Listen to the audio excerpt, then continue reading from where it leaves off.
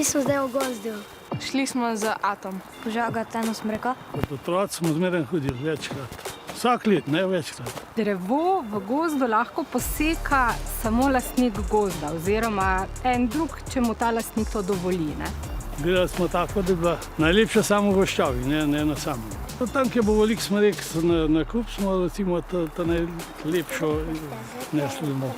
Če drevje raste, naprimer, tako kot imamo tukaj ob cesti, dolgoročno ne more tukaj ostati. Bo enkrat sigurno se posekalo, zdaj, če lahko to zdaj naredimo v prazničnem času, je toliko boljše. Zdaj je zelo dobro, ker je sneg, pa iščemo smodeke, da bomo jo ukrasili. Če gremo v gozd, pa hočemo podreti drevo, rabimo eno dovoljenje, odločbo od Zavoda za gozdove.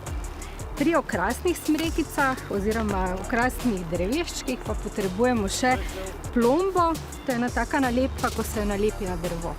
Ko bomo prišli domov, bomo dali smreko v hišo in jo bomo krasili.